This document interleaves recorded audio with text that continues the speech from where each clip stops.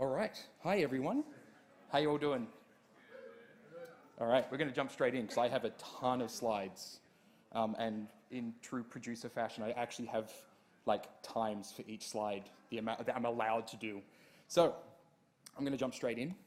So I'm Matthew Dyet. People call me Game Dad. I'll explain the Game Dad thing in just a moment. So I'm a producer from Perth in Western Australia. I've worked on a whole bunch of projects over there. So in the bottom left there, you see that Houston, we had a problem, have had a problem, I think it is? Had a problem, yeah. That was created for this organization called SciTech. They do interactive exhibitions to like teach kids about STEM, so science, technology, English, maths. Top left is Symphony of the Machine, which was a VR, PC, and PlayStation 4 title that we developed over at Stir-Fi Studios. Top right was also a Stir-Fi Studios project called Safety Beach, which was basically teaching kids about beach safety rules. Was made for Surf Lifesaving Western Australia. And the bottom right is the game that I'm currently working on, which is called Recaptive, which we got Screen West funding to develop, which is a game about an artificial intelligence that's stuck in a really shit game it wants out of, and it kind of gets super meta. So currently developing that. But the thing that all these projects really had in common was the fact that all the teams were really small. So the SciTech projects was basically 2 to 3 people. I was the artist and producer on those. The projects for Stirfire were basically at their most like 10 to 14 people. At their lowest, such as Surf Life Savings game, that was like 3 to 5 at most. And the current game I'm working on is also around 5 people that's currently working on that. But I wanted to talk about the Game Dad thing because ironically it is actually tied into everything about this talk. I was visiting a friend over in Ohio that I used to actually play World of Warcraft with. I was there for his wedding. And we were out at the bachelor party and he was actually asking about what I do. Because he was like, I know what film producers do. I have no idea what game producers do. So kind of explain to me your role. And I'm like, well, I'm basically there being the time manager, making sure the team's getting things done on time, under budget, and just making sure that projects are on schedule, everybody's taking care of themselves, nobody's too stressed out. And he kind of cuts me off and he goes, okay, so what you're telling me is that you make sure the kids get to bed on time and do their homework. You're a game dad. And I loved that. Like, it is the most apt 2-word description I have ever heard for a producer. And so I adopted it. And when I came back to the studio, when I was working at Stirfire at the time, they all loved it too. And I think what solidified it was when Father's Day rolled around and they gave me a world's #1 dad key ring. So that's what a game dad is. Obviously, if you're a lady producer, then you'd be a game mum. If you're non-binary, you'd be a game person. So it's all about just kind of like taking care of the team, leading the team. But what else does a producer do, right? Because we're not psychologists. We're not there to kind of make sure that the team's doing all right and like, oh, how's your family going and everything like that. That's not the major focus. The major focus really, in a small team in particular, like you're a champion of studio culture, right? Like you're making sure that your cultural values are kind of upheld. You're the time manager. You're making sure that things are getting done on time and under budget. You're the voice of reason. You're the person that's there going, okay, yes, that does sound very cool, but maybe we should leave that for later. You're the person that's protecting the team, often from bullshit from outside of the team. So you might have, a client that's trying really hard to push for additional content. You're the person that's there going, no, that's unreasonable. And often it's also from higher ups. Like if you have studio heads that are extremely excited about the game, and also often from the team themselves, like making sure they're not being their worst selves, right? Like, yes, this is all very cool, but how much you're going to have to crunch and work overtime to do that thing. You're generally, like your major responsibility is making sure the game actually releases. And quite often that flies in the face of everything else everybody else in the team wants to do, which is make the game really freaking cool. And if you let them do that, the game will never release. It will just always be getting worked on. Yeah, so this whole talk, basically, I'm going to go over some of the basics of what you kind of have to deal with as a producer, some of the things that I've had to deal with in my experiences working in small teams and everything. This is very much focused on, like, what if I'm working alone? What if I'm working in a team of 3, a team of 8? The moment you start getting to larger scales is the moment you start to do a lot more producery stuff, whereas at smaller scales, you quite often have to be multitasking and doing many different things. So to open up, I thought we'd do a little production crash course. And so I felt that it'd be appropriate if we started off with a little exercise where everybody here is going to get involved. I'm going to get you to shout out things for me. And we're going to start to scale with an appropriately sized project for a small team, like Anthem. Let's fix Anthem. Let's do Anthem's production. Like, we couldn't do it any worse, so let's go with that, right? So the way this is going to work, one of the things I didn't mention, I teach at SAE. I teach students. We do this as an exercise as well. We do a little role-playing thing. I usually give them 30 minutes, but you're all game devs, so I'm going to give you 3. All right? We're going to fix Anthem in 3 minutes. Or make it worse in 3 minutes. One way or the other, it'll happen, all right? So the moment that I hit next on this, that bar at the bottom is starting to tick down. That is our time limit, okay? So be prepared to start shouting out things to me when things pop up on the screen. All right? Here we go. 3, 2, 1. All right. Core mechanics. What are Anthem's 4 core mechanics?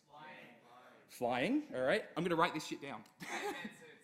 Sorry? Iron Man suits. Iron Man suits. Loot. Gambling. Microtransactions. Sadness. Flying, Iron Man suits. I'm going to put in microtransactions. Unskippable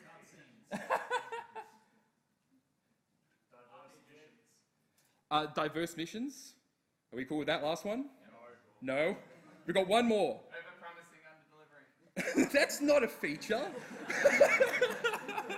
Loading screen. Loading screens. Let's go with that. Cool. All right.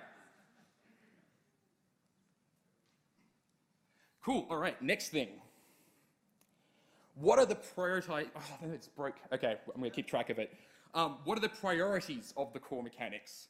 So we've got flying, Iron Man suits, microtransactions, and loading screens. Which one's the top priority? Microtransactions. Perfect. All right. I like this crowd.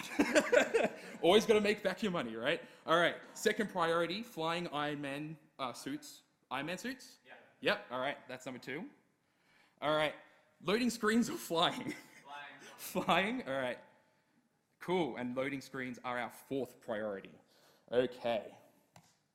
Now we have a budget of $100 split across those 4 tasks. We're going to get it done with $100. So how much are we going to spend on each of these things? Equal split across all of them? If we prioritize microtransactions, we have money for the others. Okay, so that's the justification. We're going to put like $75 in on microtransactions and then... The rest can come in updates.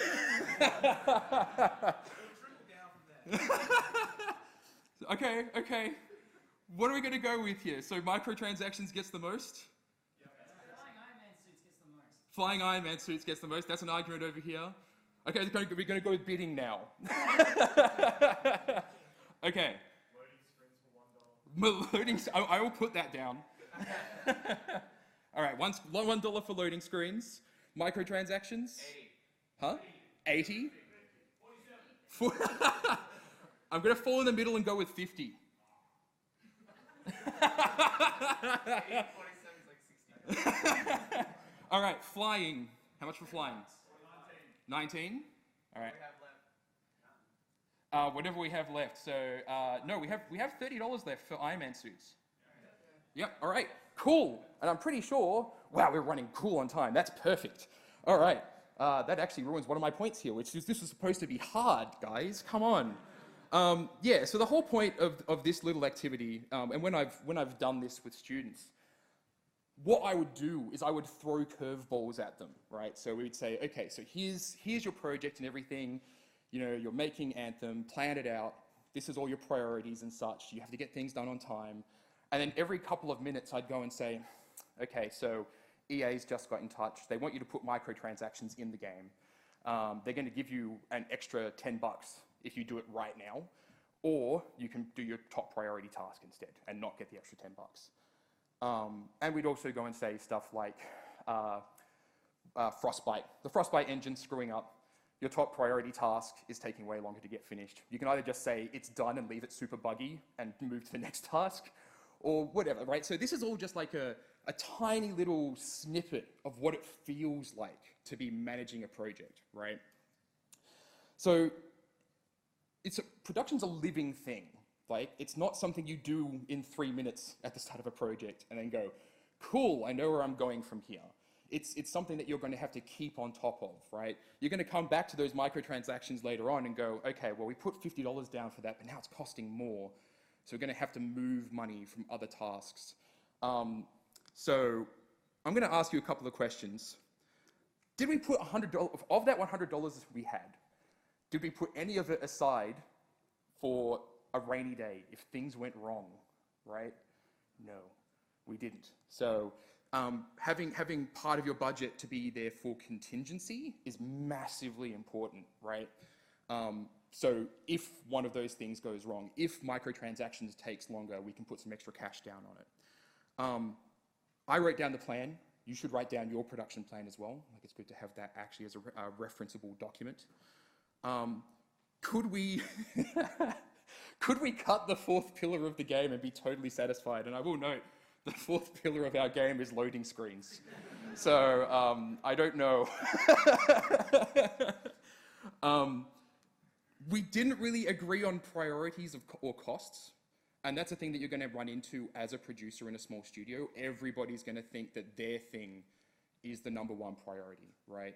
And you've got to kind of figure out, like, through conversation, like, what is the top priority? What is the highest cost? Where should we be spending money? And one of the things that I've learned is, like, where you spend money is basically, where is it going to have the most public interest? What's going to make back your most money? What's going to get people actually buying the game to justify the cost of that thing you're spending money on, right? Who felt that 3 minutes was a totally reasonable amount of time to fix Anthem?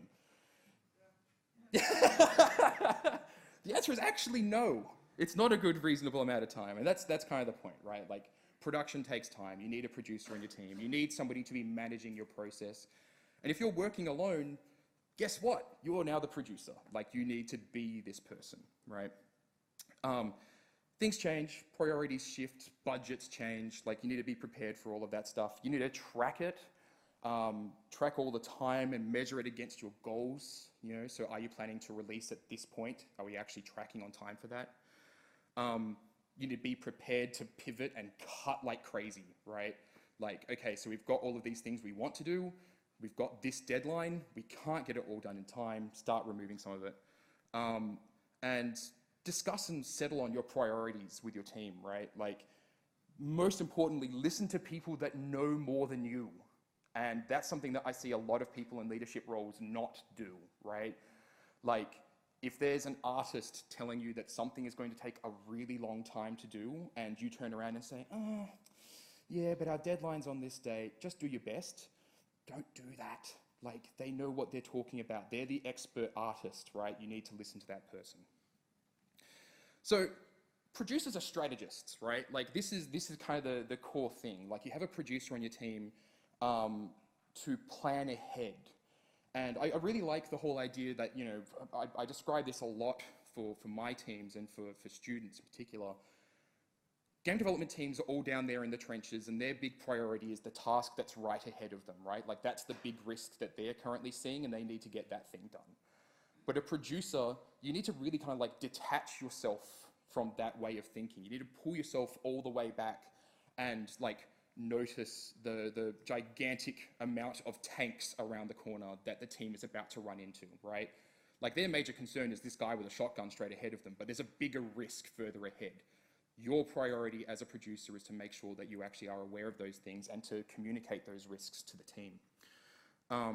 If you're working alone, you have a very difficult task of context switching between that in the trenches thinking and that high level strategic thinking about what your goals are long term. Yeah, as a good producer cares about winning the war in addition to those small battles, but sometimes you have to let some battles go in order to win that larger conflict. And the larger conflict here that you're trying to win is actually getting the game out the door, right? And that sometimes means letting up ground where you need to, where it basically is like, no, we've got to let that feature slip. We have to let this whole thing that we wanted here, we have to let that go too. You're one of the big things as well, you're the strategist, not the general, okay? Like, you're not there ordering team members where to go, you're there telling team members what they're up against if they decide to go down that route, right?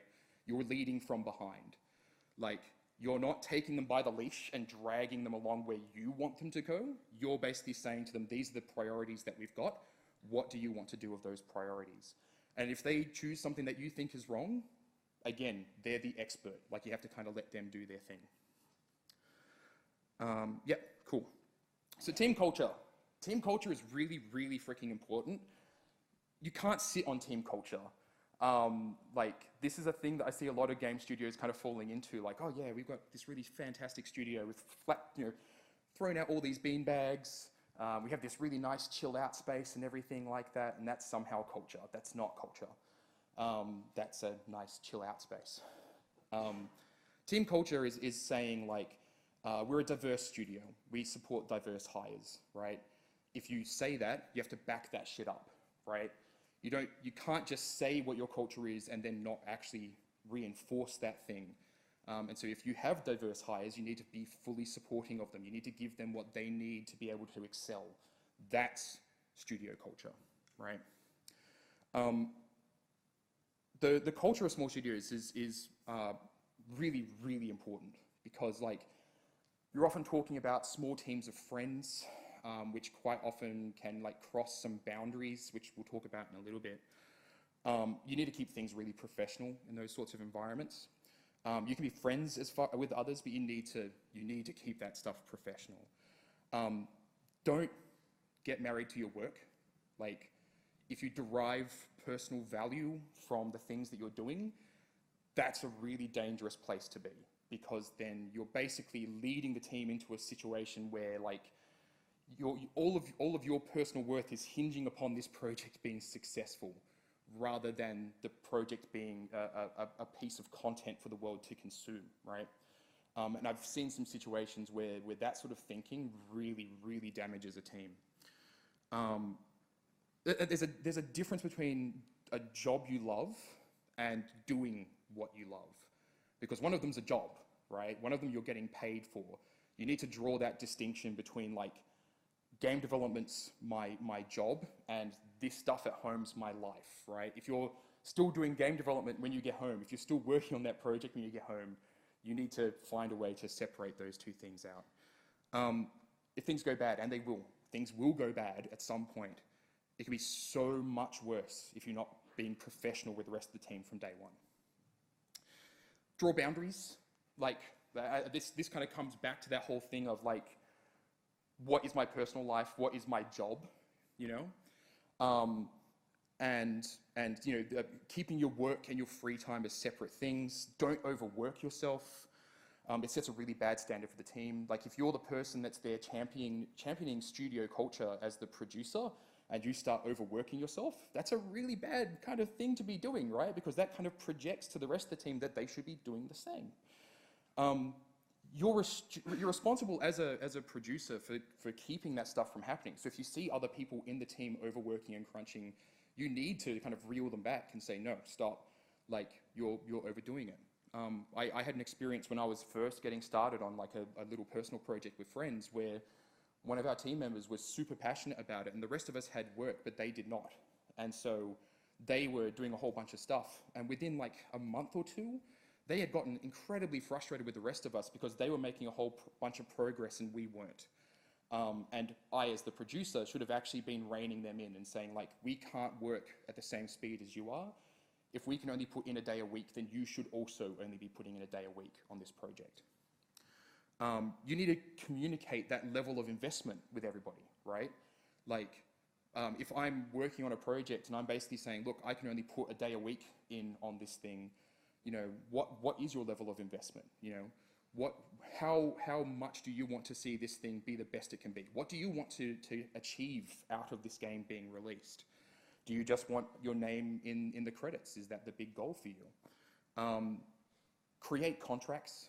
Like, this feels like something that probably gets reiterated a lot, but I still see a lot of smaller teams not doing it. This isn't legal advice, I should preface this by saying, but writing up just something yourself and basically agreeing to a set of dot points on a document with your team is still a legal document if you all sign it, right? Get a lawyer if you can afford one. They are very expensive. But if you are working with just a small casual team, then having something that basically says you all are going to do these bits of work, that's good enough sometimes. Ask why everybody's making this thing. Fame, fortune, money, like what is the major goal, and what level of investment and is reasonable for you and for everybody else on the team. And this kind of comes back to like understanding the value of what you're doing, right? Like, what's the long-term plan for you and your studio? Are you releasing this game for the sake of just releasing this game? Or is the objective to basically go and say, you know, we want to found a studio out of this thing. We need this game to be financially successful in order to fund a larger project, you know, like we're going to keep on doing this sort of thing. We want to, we're basically pulling ourselves up from our bootstraps. Like, what's the long-term goal? So for instance, like Recaptive, the team and I have had a lengthy discussion. We're going with a joint venture structure for the purposes of just releasing that one game. But then based upon the level of success we achieve with it, we're going to have, you know, a point at which we kind of review and say, do we actually do more of this? Have we worked well enough together that we want to do more of this stuff? Whereas saying from the very beginning, we're going to establish a business, we're going to spend all of this money on doing this thing, and then not really knowing if any of the relationships are actually going to work long term, or if the team structure is even like what we want it to be, you know? Have you got an audience? Like, this is one of the biggest questions that we never ask, and you should ask that question. The whole idea of just making a game that you want to play gets reiterated a lot, but the fact of the matter is that quite often, most of the time, people don't want to play what you want to play. And so you need to kind of build something for that audience, right? You have to go out and do the research. Like, does our idea have traction? Is there somebody out there that will want to play this thing that I want to make? Was the plan to close down development after the end of the project, or are you going to continue working on it? That's a big question. If you do have money, how much is it going to cost you to make all of it? And we'll talk a bit more about financial stuff, but like, if you want to know the actual cost of game development and you're just starting off and you're trying to figure out like, how much should I be getting paid? Look up the Game Workers United like hourly rates. They've actually released a document that's like the industry hourly rates based upon experience. And then go do a global game jam and find out how much that you and the rest of your team would have gotten paid by the end of it if you were actually working on that project. And I guarantee you will be very surprised. Because when I did the math, Recaptive was a global game jam project, we came just short of $10,000 of time put in on that thing. Which was good, because then when we applied for funding, we could say we almost had $10,000 worth of time just over the global game jam working on this project. You need to have answers for all of these questions, because like that's just planning ahead, right? Give people what they need. What people need is money quite often, and as small teams, you very often don't have it. And that means like, what can you provide to them that they require to be leading a good life, right? Look up the Maslow's hierarchy of needs, but I'm going to just rattle off very briefly, like from the base up, it's like this pyramid. Psychological needs, so you need air, water, food, shelter. A lot of this stuff comes from having money, right? Like, you need to be able to afford to pay rent. You need money for that. That pays for the physiological needs. Safety needs, security, employment, health, like that all comes from money as well. But then the higher up you start getting, the more that your small team can actually start providing for them. Love and belonging, friendship, family, a sense of connection. You can totally start doing that with a good culture. Esteem, so respect, status, recognition, and freedom. If you don't have money to pay for your project, you don't have the money to pay to be an auteur. You can't afford to tell people what they should be doing. You need to give them the freedom to do what they want on your project. That is like the biggest piece of leverage that you can give anybody that works in games that is like quite happy to be working for free. Basically just say, look, I trust you to do your best work, do what you do best, and then just watch them have fun with it, basically. That's the way that our team works for Recaptive. We have the funding, but we don't have enough of it to be able to say, like, we can totally support you for 2 years of development. But giving them ownership over their part of it, like, that's super, super important. Chris here has basically been given ownership over the music, and I've just said, whatever, mate. Like, do your thing, I trust you. And as a result of that, it sounds freaking cool.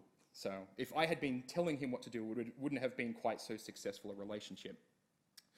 And then at the very top of the pyramid, self-actualization. And a lot of that actually comes from that freedom as well. It's becoming the best you can possibly be.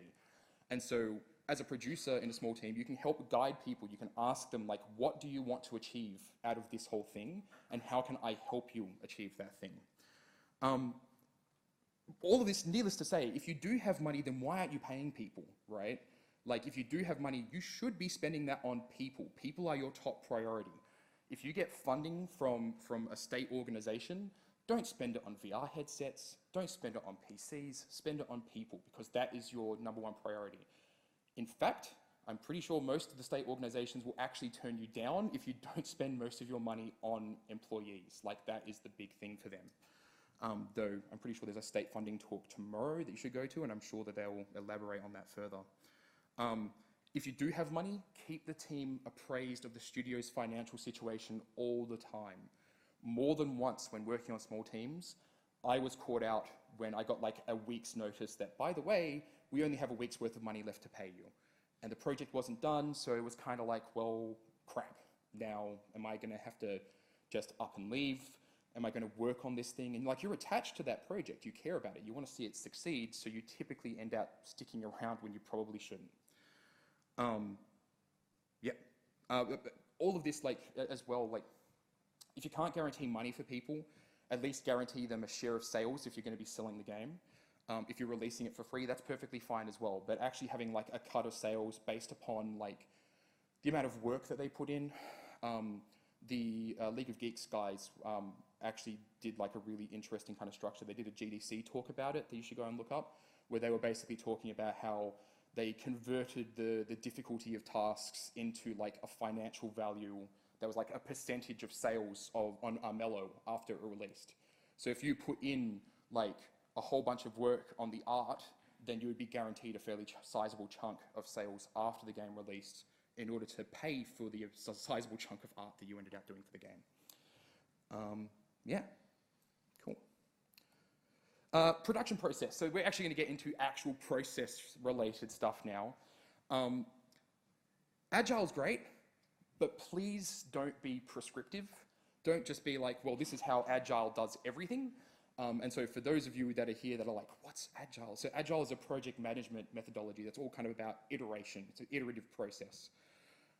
But it can get very, very prescriptive. Like, you can be like, okay, I'm going to go out and I'm going to get my Agile certificate, my Scrum methodology certificate and everything like this, and then run the team that way because that's the right way to run Agile. But a lot of people forget that the right way to run Agile is the way the team needs Agile to be run, right?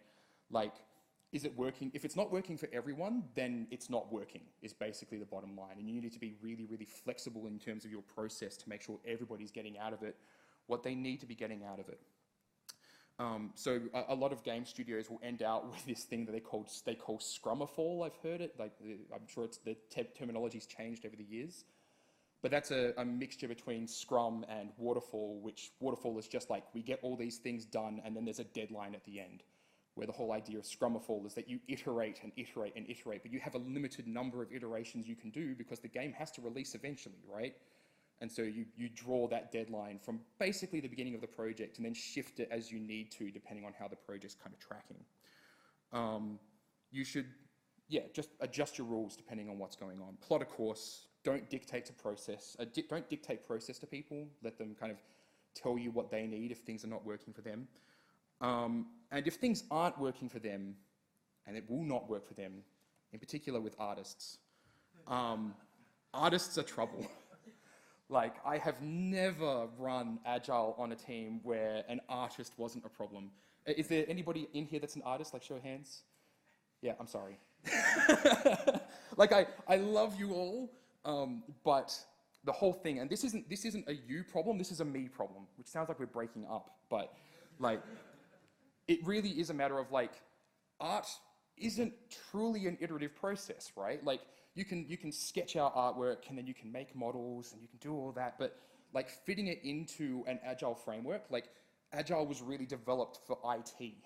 And so we always ran into problem with our artists on every single thing that I ever did where nobody wanted to be using the task trackers that we were using.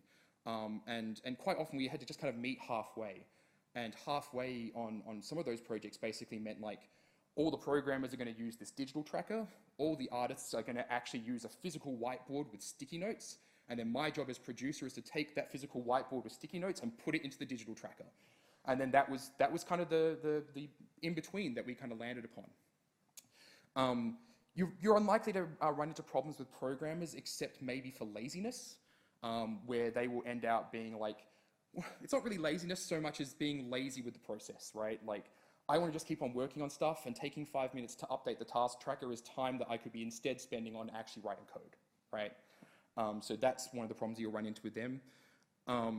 But artists are really the ones that you'll probably end up having to like iterate a whole lot upon your process just to make sure that they are actively a part of it and you can see what they're doing and where they're at. Yeah, physical cards. Physical cards, like, excellent for artists, I've found. Scope control. As a producer, your whole responsibility is to basically say, yes, that would be cool, but no. No, we're not doing that. I remember having discussions with the team on Symphony when it's this whole game about regrowing the world, right? And so there was a discussion, it turned into a very heated discussion between the programmers and artists debating over which one of them was most capable of implementing this really nice feature in the game where vines would grow across the tower that you were inside of. And I'm sitting there as the producer and kind of just rubbing my forehead because this whole meeting was meant to be about like our top priorities for development. Like, this was way early in the project. And now here we are talking about, you know, the thing on the side that's not our top priority, right? And what it basically came down to was me having to put my hand up and saying, like, this sounds like a great idea, but let's put it in the pile of things that we'll do when we have time. We never did it because we never had time, because that's game development. That's how it works, right? Like, you spend all of your time doing the stuff that needs to get done, and you have this pile of really cool ideas that just never happen because you did the stuff that needed to get done. Nobody wants to work on the game that takes years upon years upon years to develop. Like, I can think of several indie developers that ended out working like 6 to 10 years on their dream game, released it, and then went, I'm retiring, I'm done with game development, this is making me die. You know, like, it was just too much for them. You want to make sure that, like, you constrain yourself. And, like, this is the biggest argument that I have with a lot of developers. Limitations don't hinder creativity. They spark creativity, right? What can we do within the budget and the time that we have that achieves the goals we want to achieve in really unique and interesting ways, right? If anybody went to the Goose Game audio talk, apparently there was a lot of that, right? Like, that's what I've been told. Like, how can we do this audio effect that we want to achieve in the time that we've got with the tools that we've got? And Sandy was telling me basically the answer was with a crowbar. Just like ram it in there. And that was basically, you know, how they wanted to, that's how they got the effects that they wanted to achieve. Whereas if they had done that the right way, they might have been pushing back Goose Game for a lot longer, potentially. So I want to talk a little bit about Recaptive. I'm not going to talk for long about it, because otherwise I'll talk about it all day. But the way that we approached it when we were doing it at the Global Game Jam, so anybody that's not done a Global Game Jam, I'm assuming most of you have, it's a 48-hour event where you develop a game. And we did this at a time where 2 of the team members that were working on it, myself and one other, were both horrendously ill, and the third person was okay.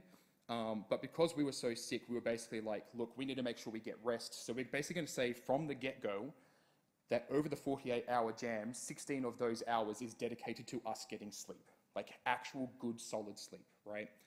And that's a crazy thing to basically say at the start of a jam, because you're reducing down the amount of time you've got by a fairly sizable chunk. But as a result of that, like I was basically saying to the team, well, if we're gonna take that time to make sure that we're happy and healthy, then I want to basically make sure that whatever we develop at the end of this, I can excuse all the bugs as being totally intentional. And so we basically set out, the whole idea was to make a garbage game, something that could be entirely broken, but be like, oh no, that's all entirely part of the narrative. I swear, it's all meant to be broken. And then ironically, because I was so well rested, it was the most stable piece of code that I've ever written. And so like that scope control, like that basically saying like, we've got this much time to do this thing, ended out in like one of the best projects that I've ever worked on. And it was super satisfying. We were all energized afterwards, sitting in a room of other game developers that are presenting their games that are all completely broken and buggy, and like, you know, like you didn't achieve what you wanted to because you had big ideas, but you couldn't implement them in the time that you had. Those limitations are like absolutely excellent for creativity. Communicate risk of overwork. So I refer to crunch as overwork. A lot of this comes as influence from my personal production mentor. Crunch makes it sound like, you know, okay, well, I'm only meant to work 5 days a week, but I worked 7 this week, right? Whereas overwork is much more like, you can crunch and still work within those 5 days, because overwork is like, I'm under so much pressure to get things done. I'm doing a whole bunch of stuff. Symphony of the Machine, when we worked on that, I was not only the producer, I was also the publisher. I was the person handling everything, dealing with Sony and such. And so I took like a couple of hours out of my usual 8-hour workday to instead wake up in the middle of the night to have conversations with Sony Europe and Sony America to make sure that everything was going okay. And it was the most stressful thing that I have ever done in my entire life. But technically, by you know, when we say crunch, I didn't ever actually go working over the hours I had designated in a given week, right? It was all just a whole lot of pressure, waking up in the middle of the night, not getting solid sleep, just a whole bunch of stress, right? But one of my friends that I worked with at Stirfire, Dylan, he's a very close friend of mine. Hi, Dylan, if you're watching this. He said something to me that was really funny. He said, being a producer seems sometimes like being chained with a team to railway tracks and then trying to convince them that a train's coming. And they don't listen. And then you get hit by a train, you get run over by it. And people don't want to believe that things are going to go bad, right? Whereas you as the producer have all of these documents, all of these things tracking your time and such, basically saying that, hey, yeah, no, things are going to go bad, right? And you need to call that out and communicate that really clearly to people. We call out big AAA companies all the time for crunching and overwork, but then as indies and small teams, we do it so much. And we don't hold ourselves accountable to that, and it's frankly not good enough. We need to be better at that stuff. And our role as producers is to prevent that sort of thing from happening. Overwork and crunch is not a failure of production either. It's a failure of team leadership to actually listen to producers, because we're the ones that are usually calling out crunch first, and it's our responsibility to make sure the team's safe and being taken care of. So don't ever feel like it's your fault that the team ended up crunching, because I've gone through that and it sucks. It's not your fault. You do the best that you can with what you've got, and you don't really often have a lot of power to make change. Running meetings. This one's going to be a nice quick one, because meetings should be fast. In small teams, keep them nice and brief. Scrum, for reference, is nice and simple. So the way that you run a Scrum, what did you do last week? What are you doing this week? Are you having any issues? And when I've been teaching Scrum to students, I've basically told them you have 30 seconds to give me all 3 of those things. And that's basically the way that you should be running Scrum in a team. You will sometimes need those design meetings, but don't invite people to it that aren't necessary. You can communicate what's important to them later on, but you don't need massively long meetings every day of the week, okay? Task tracking, to-do lists are not the to-do lists are not project management. Like task trackers, good task trackers, you've got Trello, I'm sure you've all heard of Trello. Jira actually gets like a really bad reputation, but if you have somebody that knows Jira, or you want to learn like an industry standard production management tool, go learn Jira, because it's actually really freaking good when you get it right. Or if you want something that's super accessible, that's basically like a step up from Trello, then I cannot recommend Hack and Plan enough. Hack and Plan is excellent, and you should totally use it. Hear me out, go with pen and paper if you're not a distributed team. Because pen and paper, like sticky notes are freaking fantastic. My students get excited now when I actually enter the classroom with a whole bunch of sticky notes because they know shit's about to get real. And they've actually requested, like, can we get like a little mini whiteboard in the office so that we can do our own physical Scrum boards? Because it's exciting, actually having like that physical object and then moving things around every week. Like, it's really tangible, you can actually see things, and it's exciting to actually move tasks up. Whereas, and this was the reason that artists didn't really engage with the process too much. Moving around like digital little cards is not that ideal for actually getting across, like, something's changed, right? Task estimation. I love the way that a lot of companies use tasks, estimating tasks. Don't do hours unless you're working for a client, in which case you should totally do hours, because giving them a dog size is not ideal. And yes, you should totally estimate tasks in dog sizes. So a really big task, something that's going to take a long time, that's really difficult to do, that's a Doberman. Yep, okay, oh, this is a Mastiff. You know, it's actually kind of appropriate sounding a name for a big task. And that's the thing that Bungie actually does at their studio. Like, their team members will actually estimate in dog sizes. One of the ones that I've heard is t-shirt sizes. So like a 4XL is a massive task. If you have people that are estimating their tasks out as that massive thing, it's a very good idea to ask them why, kind of break that thing down. Like, is it because you don't know something? If they don't know something and they're like estimating it super big because they're adding on like a whole bunch of time to do research and such, then you should take their estimation and like triple it, because I guarantee like it's going to take them even longer than that what they think it's going to take. But yeah, like estimating something like the industry standard is basically like Fibonacci sequence, because it's not a scale of 1 to 100 or 1 to 10 or anything like that. It's a scale where like it's hard to tell where the beginning and end is and what the sizes actually are. And then you, as the producer, can do some really, really neat things with that, because you can secretly assign values to the actual estimations that they've given you. So you can say a Mastiff is like a 10, and that allows you to do some really cool visualization stuff. So visualization tools is basically your way of communicating to the team that things are really going bad and they need to fix stuff up, because quite often they just won't listen when you tell them that that train's coming around the corner, right? You need to draw them a pretty picture in order to get the point across that, hey, no, we're in a really bad way. And so your visualization tools look something like this, right? So you've got burn down chart and velocity chart. Burn down is basically like, how many tasks did we have at the start of this milestone? And then every week on that milestone, you track how many tasks have been completed. If you're like running in a larger team or your milestones are very, very short, then you might be saying every day you're updating that burn down chart, providing that to the team.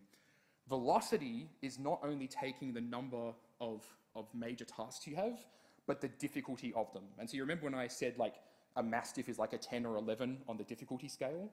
That's when you're adding up all that stuff, and then on the velocity chart saying we have a total of 500 difficulty to get through in the span of this milestone. And then you're presenting that on a chart as people are completing stuff and completing their tasks. You can actually then go and say, oh yeah, so this person on the team typically estimates out, you know, a Mastiff is an 11, and then they complete a Mastiff-sized task in like 6 hours. So therefore, we can say that the next time they estimate a Mastiff task, we can pretty much predict it's going to be a 6-hour thing. And this is all behind-the-scenes stuff you do. Don't tell people how much hours their tasks are actually equal to, even if you make that conversion, Because one, if you have a boss, they will use that against your staff. Don't do it. And two, people will try to like speed run their tasks to make their numbers look better, and you don't want that either. Yeah. So I kind of want to end this with like, what makes a good producer, right? It's like a philosophical question I ask myself every single day. The most important tools in your arsenal as a producer is the ones that benefit the team, the ones that help the team be the best that they can possibly be. And that usually means like removing impediments and making sure that they're getting everything they need to actually complete work. Good producers care immensely about their teams. They've got a lot of empathy for their teams. They're making sure everybody on their team is okay. Like a team member that's struggling is a team member that's not going to do their best work, and you want to make sure you help them out. Have one-on-ones. Sit down with them. Take them out to coffee and donuts. Nobody can feel bad eating a donut. Learn what is and is not reasonable for estimations, right? And that will just come through experience.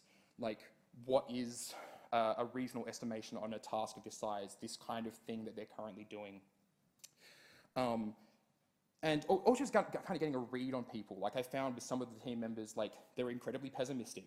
Cool, okay, so I know whenever they're estimating tasks now, it's probably going to be lower than what they actually give me. And that will just kind of come through time and experience. There's this thing that I use all the time in production called the law of large numbers, which basically says that, over time, the more that you actually get values in, the more accurate that they will become, right? And finally, the most important thing, don't get caught up in the process. Process isn't what you're there for. Process is there to benefit the team. If you're being super prescriptive and trying to get everybody on the team to do this really cool process that you've written up, it's not good. Don't do that. Don't focus on that. Your major priority is making sure the team's able to do their work. And if process is getting in the way of that, it's not good. So that's it. Has anybody got any questions they want to ask with what little time we have left? It's like 4 minutes, I think. Yeah, so we've got microphone.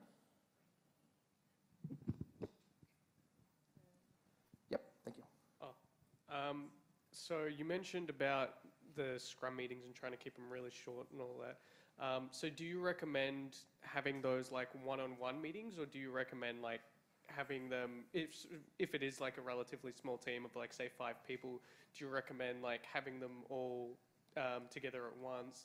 And I'm just wondering that as well because do you also believe that it's important that everyone in the team knows where everyone else is at, or if that doesn't matter as much? So everybody should know where everybody else is at, and that's what the task track is for, right? Yeah. That's why you get everybody on board and tracking their tasks, saying, I'm currently working on this, or this thing just got done and needs review, right?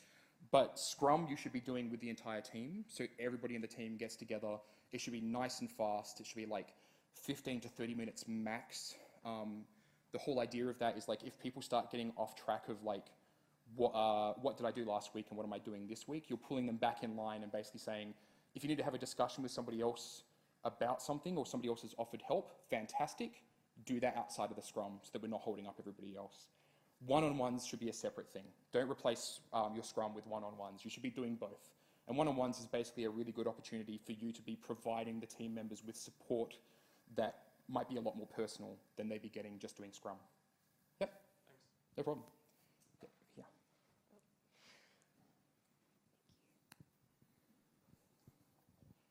Thanks for the talk. It's quite gratifying to know some of the stuff that I do is correct.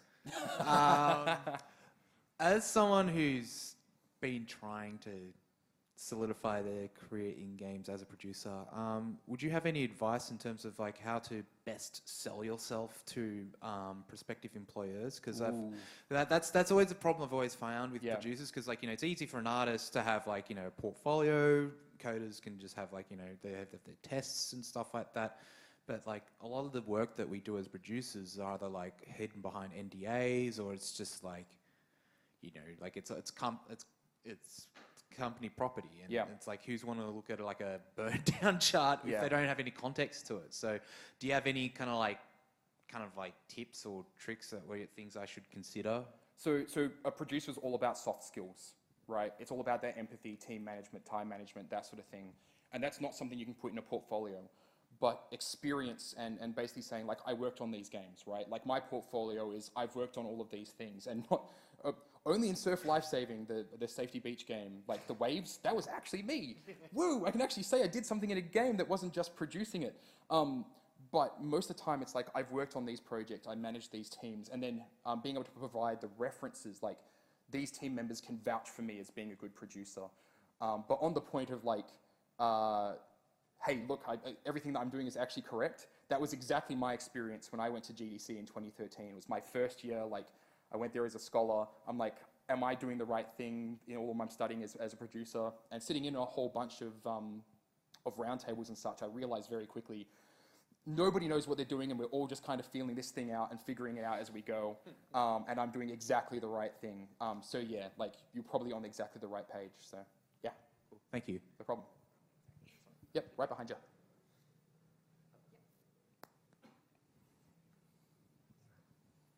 Quick question first. Do you advocate for standardizing dog sizes, or do you let people kind of improvise them? You should probably discuss dog sizes with your team. So like a big chart. Yeah. Yeah, cool. The other thing was, how do you work with being the producer as well as having an active role inside the team? So particularly small teams, I'm the producer, designer, and in some ways programmer, or whatever it is. How do I manage myself without going insane? Context swapping is hard. It's incredibly difficult. And I've done that myself as well, where like the SciTech projects, I was the artist in addition to being the producer. And it's really just kind of like having that, it's a learned skill, removing yourself from the trenches and basically saying, this is where we're currently at in the broader scope of things. I don't have any really good advice on how you actually learn that skill, because it just kind of comes with being experienced and such. But what I would say, like, you need to be passionate about your games and like seeing them succeed, but they won't succeed unless they release. And that kind of helps me context swap a lot, right? Because as much as I might want it to be cool when I'm in designer mode, I also need to recognize as a producer that it will never be cool if it never makes it to public. So, yeah, cool. Hello, and thank you for the talk. No problem. You know, I did put my hand up in the who's an artist in the room section, so, but also on top of that, I played the producer and designer role for my small indie team for a while, and ooh, dear Lord, the burnout, first of all.